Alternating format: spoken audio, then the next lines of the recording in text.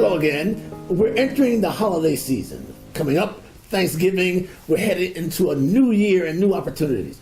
But I wanted Dr. Steele to say something to you about this holiday season and why we're giving thanks. Thank you, man. First of all, it's great and that we're concerned about taking care of poor people and feeding them during the holidays. And what I'm concerned about is that Jose feed the hungry and people like that. Former SCLC. Former SCLC leader. We should compliment his family, his staff, because he's still here in our spirit. And what they do, not only in Thanksgiving and Christmas, but year round. I want to commend them. Hosea feed the hungry. Hosea feed the hungry. I want to commend them. Named after Hosea Williams. Yes, sir. And Elizabeth and her husband doing a fantastic job. Secondly, I want to say that we're embarking upon a season where everybody get excited and concerned just for that season.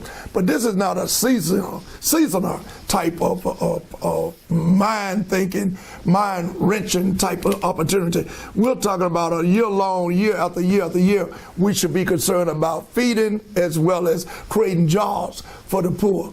Many people today are actually struggling, and you're talking about 140 million people that's really going to work and living from check to check, not to mention those without jobs. So we have to create an opportunity, not just during the Thanksgiving season, and we are conveying our concerns on the holiday season as well as Christmas, but we're saying this is something year-round that we must do, and that's to take care of people. Let me send out a conveyance and congratulatory comment in regards to Reverend Aaron McCarthy out of Detroit, Michigan.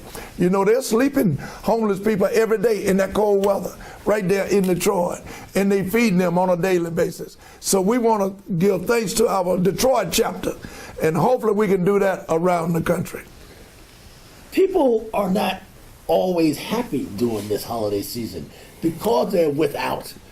It can be a sad time. Majority of your suicides is going to take place during the holiday season because people don't have family. They're depressed. They're depressed. They're depressed. And broke. And broke and without jobs. I was in a particular city during my working days with the Boy Scouts of America. Actually, it was Detroit. And I couldn't come home to my mother and father during those days. So I used to pray to God, please let Thanksgiving and Christmas pass, because I was not married, I was single, and I was all alone. And I was in that city, but when I walked out those doors, I acted like I was so happy and proud of what I was doing, but I didn't have family, because my family was in Alabama.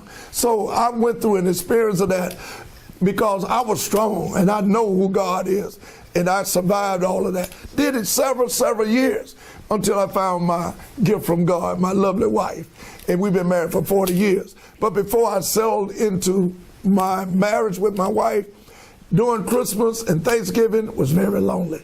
And God just enabled me to get through all of that. But think about the number of people who are not strong enough to go through that. So you empathize with them. I empathize. I can really feel it. I tell my wife that all the time.